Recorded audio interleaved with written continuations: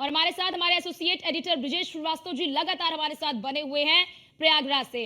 आप ब्रिजेश जी जरा ये बताइए, क्योंकि अखाड़ा परिषद ने निर्णय तो ले लिया है कि वो स्नान करेंगे, लेकिन कब स्नान करेंगे, कोई समय आया है क्या सामने, कितने बजे स्नान करेंगे?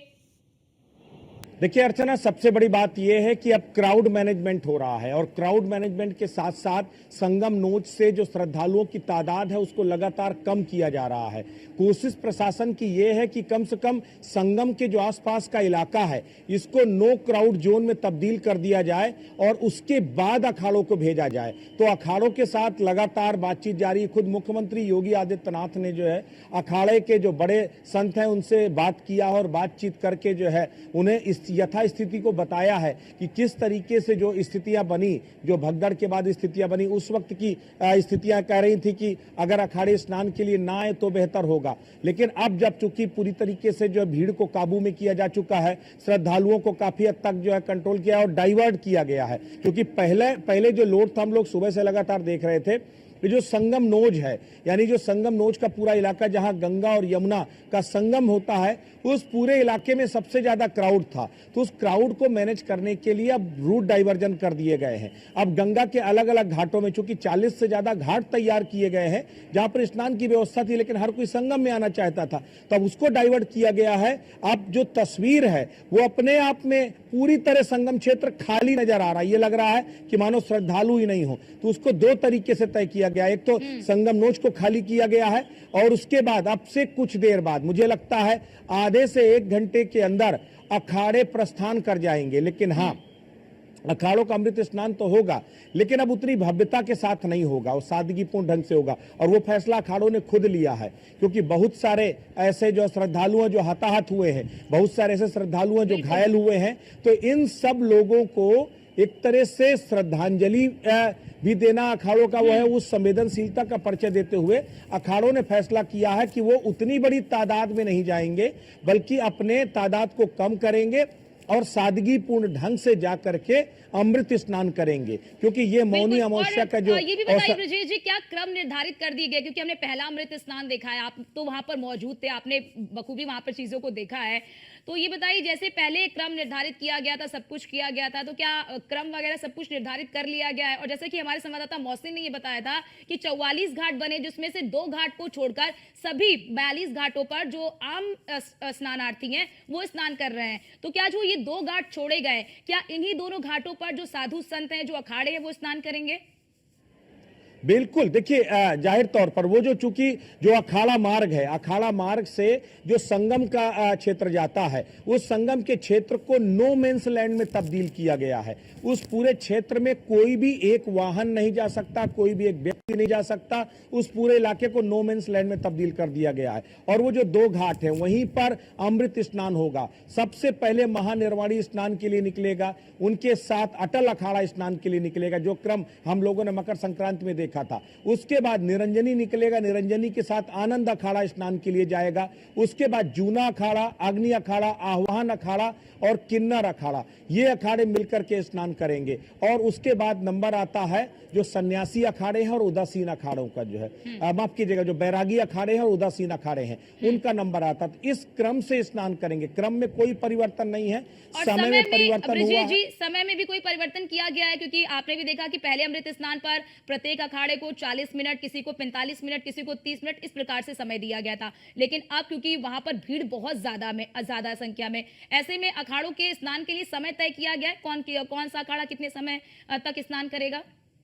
अर्चना, दरअसल स्नान का 40 मिनट का ही समय है और वो 40 मिनट ही रहेगा। लेकिन पहले जो अखाड़ों से प्रस्थान करने से संगम स्थल तक पहुंचने का वो तकरीबन 1.5 घंटे का समय दिया गया था।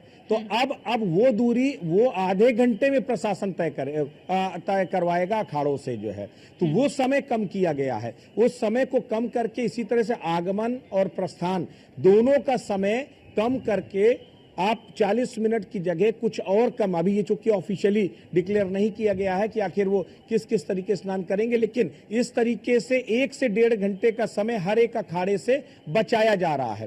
तो ये जो पूरा स्नान है, इस तरीके से जो स्नान शाम को 5:30 तक चल रहा था, वो स्नान अब संभावना है कि 7:30 बजे तक, 8 बजे तक चल सकता है। तो ऐसे में ड्यूरेशन बढ़ा करके जो स्नान की अवधि थी उसको बढ़ा करके और स्नान के बीच में आगमन और प्रस्थान के बीच का जो समय था उसको कम करके इस तरीके से जो पूरा टाइम मैनेजमेंट किया जा रहा है, उसके साथ यहाँ पर स्नान करने की जो है तैयारी शुरू हो गई और अब से कुछ देर बाद अखाड़े स्नान के लिए निकलेंगे। जी। और ब्रजेश जी, जैसा कि हमारे संवाददाता अतुल ने ये बताया कि कई सारे स्थानों को खोला गया है जिनको पहले बंद कर दिया गया था क्योंकि निकासी की बेहतर व्यवस्था की जा रही है। कई स्थानों को खोला गया है जिससे कि भीड़ को बाहर किया जाए। तो ऐसे में जिस भीड़ को बाहर रोका गया था कि पहले जो अंदर की भीड़ है वो स्नान करके बाहर जाए, उसके बाद जो बाहर की भीड़ है उन्हें भी स्नान करने का मौका मिलेगा। तो ऐसे में वहां की परिस्थितियों को देखते हुए लग रहा है क्या कि बाहर जो भीड़ जिन्हें रोका गया है वो स्नान कर पाएंगे आज की जो स्थिति है? देखिए, स्नान तो सबको करने दिया जा रहा है, स्नान के लिए किसी को नहीं रोका जा रहा है, लेकिन अब क्राउड मैनेजमेंट किया गया है और जो ट्रैफिक डाइवर्जन किया गया है। अगर आप जो है बनारस की तरफ से यानी फाफा मऊ की तरफ से अगर आप संगम क्षेत्र में आ रहे हैं तो उनके लिए जो गंगा घाट फाफा मऊ के और आसपास के इलाके के जो गंगा घाट हैं, तकरीबन 12 से 14 गंगा घाट हैं जो फाफा मऊ की तरफ से आ रहे हैं। अरैल की झूसी की तरफ से आने वाले लोगों के लिए वो गंगा घाट अरैल और झूसी के बीच में 10 से 12 गंगा घाट है जहां पर उनको स्नान कराया जा रहा है। अगर आप नैनी की तरफ से आ रहे हैं तो उनको भी अरैल की तरफ डाइवर्ट किया जा रहा है। अगर आप जो है बांदा की तरफ से, चित्रकूट की तरफ से या फिर कौसाम्बी फतेहपुर की तरफ से आप आ रहे हैं तो उसके लिए भी फाफा मऊ की तरफ, रसूलाबाद की तरफ, गंगा घाट की तरफ डाइवर्ट किया गया है। तो इस तरीके से अगर देखा जाए तो क्राउड मैनेजमेंट करके अब सारे लोगों को संगम नोज में नहीं बल्कि संगम नोज से बाहर करके अलग अलग इलाकों में जो वहां पर स्नान कराया जा रहा है। आप देखिए, सुबह से हम लोग लगातार अखाड़ों के बयान सुना रहे हैं। जो बड़े बड़े धर्माचार्य हैं वो कह रहे हैं कि देखिए, आप 40 किलोमीटर इधर और 40 किलोमीटर उधर यानी 80 किलोमीटर में आपको जहां भी गंगा घाट मिले आप वहां पर जाकर स्नान कीजिए, आपको उतना ही पुण्य फल की प्राप्ति होगी। उसमें आपको किसी भी तरीके का संकोच करने की जरूरत नहीं है। तो ये जो चीजें हैं ये दरअसल बता रही हैं कि किस तरीके से ट्रैफिक डाइवर्जन किया गया। पहले फ्री फ्लो मूवमेंट था, एंट्री और एग्जिट दोनों था कि आप संगम पर आइए और स्नान करके जाइए, लेकिन इसी की वजह से वहां पर गैदरिंग हुई और गैदरिंग होने के बाद जिस तरीके से पूरी भगदड़ हुई वो हर किसी ने देखा। तो अब सबसे अहम बात यही है कि किस तरीके से जो है क्राउड को मैनेजमेंट किया गया। वो आपको जो है मैं आपको कुछ देर बाद वो तस्वीरें भी दिखाऊंगा कि किस तरीके से क्राउड मैनेजमेंट किया गया है, किस तरीके से जो है पूरा पीछे का इलाका जो है उस पीछे के इलाके को किस तरीके से खाली किया गया है, वो भी मैं आपको जो है कुछ दिखाऊंगा तस्वीरें जो है। मैं अपने कैमरामैन से कहूंगा अगर थोड़ा सा एक बार कैमरा पैन करके अगर पीछे की तस्वीरें दिखा सके तो मैं आपको दिखाना चाहता हूं कि देखिए, ये वही रास्ता है जो सीधे संगम को जा रहा था, जिस रास्ते पर आने और जाने वालों की जबरदस्त भीड़ थी। लेकिन इस वक्त अगर देखा जाए तो आपको जाने वालों की 1% भीड़ भी आपको दिखाई नहीं दे रही है। क्यों? क्योंकि ये संगम नोच की तरफ भी जाने वाला रास्ता है। ये रास्ता सीधे संगम नोच की तरफ जाता है और यहां पर लगभग पूरी तरीके से रोक दिया गया, यानी संगम नोज में जाने की इजाजत नहीं है। खुद मुख्यमंत्री योगी आदित्यनाथ ने गुजारिश की है कि संगम नोज जाने से गुरेज करें, आपको जो भी घाट मिल रहा वहां पर स्नान करें। तो ये वो तस्वीरें हैं। तो ये पूरा संगम नोज खाली कर दिया गया है। ये पूरा रास्ता आप देखिए, उस सामने आप अगर वो पेंडोरा और वो खाली रास्ता दिखाई दे रहा हो तो आप वो देखिए। इस तरीके से ओपन स्पेस क्रिएट किए गए हैं ताकि किसी भी तरीके का एक जगह पर मास गैदरिंग ना हो, वो एक सबसे बड़ी बात है। तो इसको कोशिश की गई है। आपको बात तरफ एक तस्वीर बिल्कुल जरा ये भी बताइए ब्रजेश, हम तस्वीरों में देख रहे हैं कि डीजीपी प्रशांत कुमार भी नजर आ रहा है। डीजीपी प्रशांत कुमार पहुंच चुके हैं क्या? डीजीपी प्रशांत कुमार और अमिताभ यश, एडीजी लॉ एंड ऑर्डर। देखिए, वो लखनऊ गए थे, लखनऊ में मीटिंग किया और मीटिंग करने के बाद वापस यहाँ पर मौके पर पहुंचे हैं जो है। तो यहाँ पहुंच करके वो जो है यहाँ मौके का जायजा ले रहे हैं। अभी इससे पहले कुछ देर पहले जो है यहाँ पर हम लोगों ने देखा था कि यहाँ पर कमिश्नर पहुंचे हुए थे, यहाँ पर संगम घाट पे पहुंचे हुए थे। इसके साथ ही डीआईजी वैभव कृष्णा पहुंचे हुए थे। तो जो पुलिस के लगातार तमाम अधिकारी चहलकदमी कर रहे हैं, मूवमेंट कर रहे हैं। संगम नोज में डेरा जमा दिया है पुलिस के बड़े अधिकारियों ने, क्योंकि संगम नोज ही वो जगह है जहां पर सबसे ज्यादा सेंटर ऑफ अट्रैक्शन है, सबसे ज्यादा क्राउड है और वहीं पर मैनेज करने की जरूरत है। आप ये तस्वीरें देखिए, आप वहां से ऊपर से आता हुआ कारवां तो आपको दिखाई देगा, लेकिन वो कारवां जो संगम नोच की तरफ मुड़ जाता था, अगर एक मैं सीक्वल दिखाऊं कि वहां से भीड़ से आप देखिए, अब सामने आपको एम्बुलेंस आती हुई दिखाई देंगी। तो ये जो पूरा इस तरह के एक तरह से ग्रीन कॉरिडोर बनाया गया है बीच अगल बगल क्राउड है और बीच में गाड़ियों के निकलने के लिए पूरे क्राउड मैनेजमेंट किया गया है। यही लैक थी इससे पहले, क्योंकि रात के समय इतनी ज्यादा भीड़ थी कि तिल रखने की जगह नहीं थी और सारे लोगों को संगम आने की इजाजत थी। नो व्हीकल जोन बना दिया गया था कि यहां कोई वाहन नहीं आएगा, तो वाहन तो नहीं आ रहे थे, लेकिन पैदल इतने बड़ी तादाद में थे। ये जो तस्वीरें आपको मैं जहां आपको ये गाड़ी चलती हुई दिखाई देगी, ये दरअसल प्रशासन की गाड़ी, और ये पूरा इलाका जो आपको खाली दिखाई देगा, रात के समय इस पूरे इलाके में लाखों की तादाद में श्रद्धालु थे जो आ रहे थे और जा रहे थे। यानी एक ही ट्रैक से, एक ही जगह से 2 ट्रैक बनाए गए थे, एक इनकमिंग है एक आउटगोइंग के लिए। दोनों पूरी तरह फुल थे, लेकिन अब पूरी तरह रोक दिया गया है। ये रास्ते संगम नोच की तरफ जाते हैं जिसको पूरी तरह ब्लॉक कर दिया गया है। अब जो यहां से आने वाले श्रद्धालु हैं, आप देखिए यहां से सीधे आगे जाकर के वो गंगा घाट पे जाता है और गंगा घाट पे जाकर के वहां से गंगा घाट में स्नान करवा के भीड़ को नागवासुकी की तरफ मोड़ करके वहां से दारागंज की साइड से उसको बाहर निकाल दिया जा रहा है। यानी कि आगे अखाड़ों के लिए जो पॉन्टून पुल है उनको तो बंद किया ही गया है, लेकिन इसके साथ ही गंगा के बाद सबको डाइवर्ट किया जा रहा है। तो ये जो ट्रैफिक डाइवर्जन अब हुआ है, अगर ये ट्रैफिक डाइवर्जन को रात में कर दिया गया होता तो शायद वो घटना ना होती। तो प्रशासन की थोड़ा सा, इसको मैं जरूर जो है चूक कहूंगा, लेकिन दरअसल प्रशासन ने जन भावनाओं के हिसाब से चीजें किया। इससे पहले सारे बैरिकेटिंग कर दिए गए थे, तब सवाल उठ रहा था कि आपने हर तरफ से पंटून पुल बंद कर दिए, बैरिकेटिंग कर दिया, आखिर लोग जाए तो जाए कहां। लोगों में गुस्सा हो रहा था। इसको देखते हुए ये कहा गया कि आप पैदल आप संगम की तरफ आ जा सकते हैं, और यही कहीं ना कहीं नुकसानदायक हो गया। यही इस पूरी घटना के पीछे सबसे बड़ी वजह बन गया। तो ओवरऑल अब जाकर के उस घटना के बाद प्रशासन ने सीख लिया है। बाहर के इलाके में जो आपका पूरा इलाका, जहां से जो है अगर जिस तरीके से प्रयागराज की तरफ आने वाला जो पूरा इलाका है, उस पूरे इलाके में अब डाइवर्जन किया गया है। अलग अलग जगह से जहां से भी भीड़ आ रही है उसको उसी तरफ डाइवर्ट कर दिया जा रहा है। अगर नैनी के बाद किसी को, अगर लेप्रोसी चौराहे के बाद किसी को अंदर आने नहीं दिया जा रहा, वहां से अरैल घाट के लिए ट्रांसफर कर दिया जा रहा है, आगे जाकर के दूसरी तरफ डाइवर्जन कर। हम तस्वीरों में देख रहे हैं, ये एक्सक्लूसिव तस्वीरें न्यूज़ 1 इंडिया अपने दर्शकों तक पहुंचा रहा है। हम तस्वीरों में देख रहे हैं कि वो पूरा बैरिकेटिंग लगा दिया गया है, जहां से अखाड़े गुजरेंगे, जहां से अखाड़े के जो साधु संत है वो गुजरेंगे, वो बैरिकेड लगा दिया गया है। बैरिकेडिंग के पीछे हम देख रहे हैं बड़ी संख्या में लोग मौजूद है। तो ऐसा में क्या माना जाए कि कुछ ही देर में अखाड़े यहाँ से प्रस्थान करने वाले हैं, क्योंकि तैयारी वहां पर पूरी हो चुकी है? बिल्कुल, ये जो तस्वीरें हम न्यूज़ इंडिया लगातार अपने दर्शकों को दिखा रहा है, दरअसल ये तस्वीर उस अखाड़ा मार्ग की है जिसको मैंने पहले भी कहा नो मेंस लैंड में तब्दील कर दिया गया है। पूरी तरफ बैरिकेटिंग के साथ साथ उस पूरे इलाके में कोई भी आम आदमी वहां जा ही नहीं सकता, वो आम आदमी वहां से निकल ही नहीं सकता। और सबसे बड़ी बात यह है कि पिछले स्नान में हम लोगों ने देखा था, ये सुबह तक ये व्यवस्था थी कि उन 2 घाटों को छोड़कर बाकी घाटों में आम श्रद्धालु स्नान करते रहेंगे और उन 2 घाटों में केवल साधु संत और सन्यासी स्नान करेंगे, अमृत स्नान, और उसके बाद वापस लौटेंगे। 2 ट्रैक, एक ट्रैक अखाड़ों के आने का था, दूसरा ट्रैक अखाड़ों के जाने का था।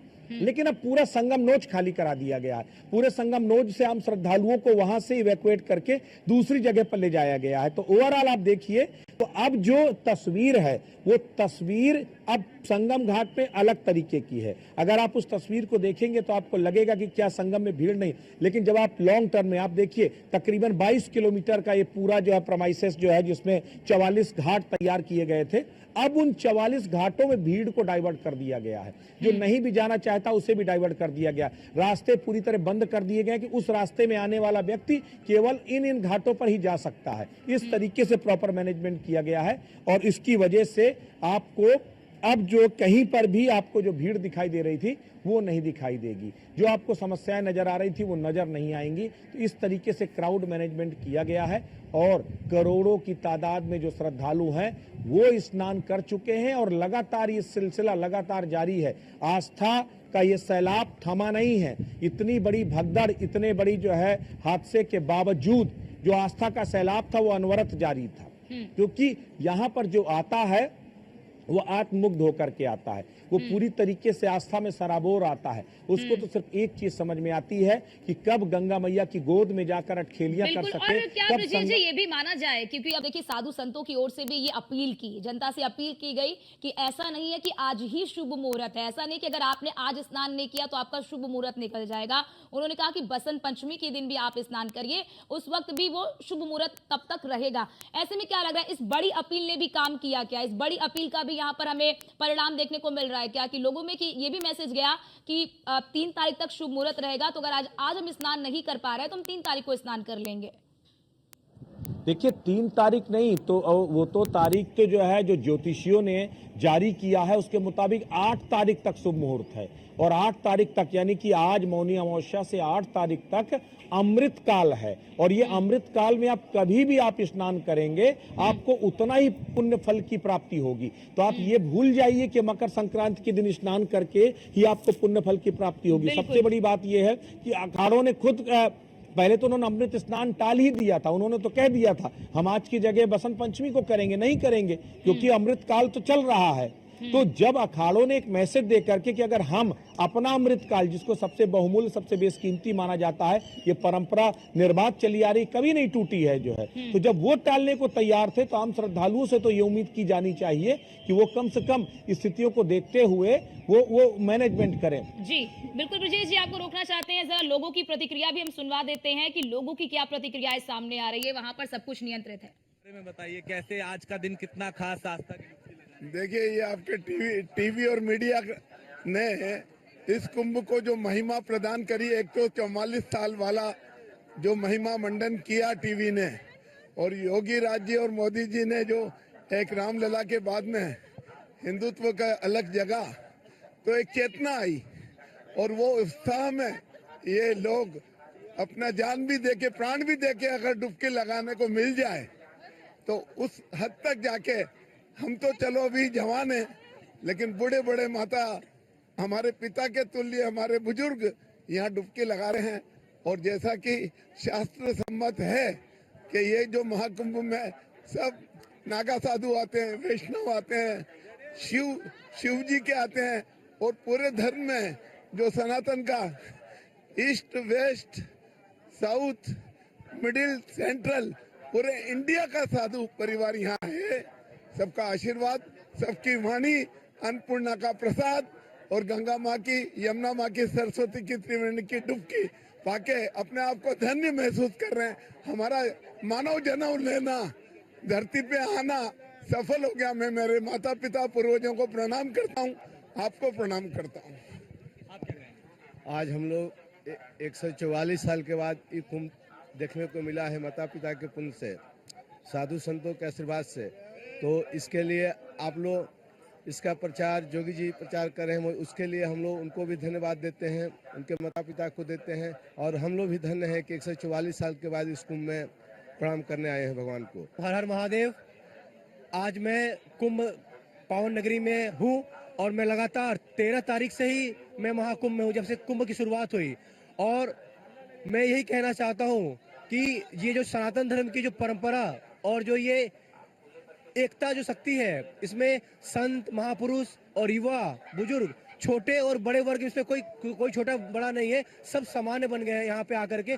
क्योंकि गंगा माँ ये नहीं देखती कि आप छोटे हैं या आप अमीर हैं या गरीब हैं, तो संत भिखारी सब आकर के एक ही में आके सम्मानित हो जा रहे हैं। और मैं यही कहना चाहता हूँ कि आप सभी पूरे हिंदुस्तान वासी और जो भी हमारे देश के बाहरी लोग हैं, वो लोग भी यहाँ पे आके गोता लगाएं, और 144 साल के बाद ये जो अभी बना है, ये संजोग बना है, इसका आप लाभ उठाएं। और मैं सरकार को भी धन्यवाद करता हूं कि जो इनकी व्यवस्था है या जो लोगों की श्रद्धा है वो कहीं कमजोर नहीं पड़ रही है। इसी के साथ भारत माता की जय, वंदे मातरम। के बारे में तो देखिए लोग काफी उत्साहित हैं और लोगों की प्रतिक्रिया भी आपने सुनी। हमारे सहयोगी राजेश कुमार ने वहां पर मौजूद लोगों से बातचीत की जो स्नान कर रहे हैं, उनसे बातचीत की, जिसमें स्नानार्थियों ने साफ तौर पर बताया। तो ये तस्वीर आपको हम दिखा रहे हैं और जरा देखिए कि किस तरह से स्थिति खराब जरूर हुई, लेकिन फिलहाल स्थिति को नियंत्रित कर लिया गया है और आपको देखिए मैं कुंभ में भगदड़ कब कब कहां पर हुई है, ग्राफिक्स के जरिए आपको दिखा रहे हैं। आप देखिए कुंभ में भगदड़ कहां पर हुई है 2010 में, मतलब यानी कि कब कहां पर किस वर्ष में हुई है। देखिए नासिक में 27 अगस्त 2003 को भगदड़ हुई थी। भगदड़ में 39 लोगों की मौत हो गई थी। आइए फिर उज्जैन में साल 1992 में भगदड़ हुई थी, 50 से ज्यादा लोगों की मौत हो गई थी। ये आप आपको ग्राफिक्स के जरिए बता रहे हैं। प्रयागराज में 3 फरवरी 1954 को मौनी अमावस्या पर भगदड़ हुई थी। 3 फरवरी 1954 को मौनी अमावस्या के समय प्रयागराज में भगदड़ हुई थी और उसमें 800 लोगों की जान चली गई थी। 800 लोगों की जान गई थी। और प्रयागराज 29 जनवरी 2025 देर रात बैरिकेडिंग टूटने की वजह से भगदड़ हुई और कई लोग घायल हुए और सभी को इलाज के लिए अस्पताल में भर्ती करा दिया गया। कई लोगों के मौत की आशंका जताई जा रही है।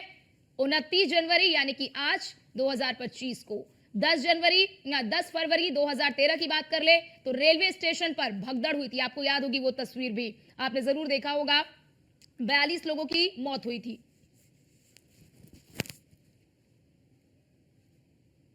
तो हमने आपको ग्राफिक्स के जरिए बताया कि किस किस वर्ष कब कहां पर, क्योंकि 4 जगह पर ही कुंभ का आयोजन होता है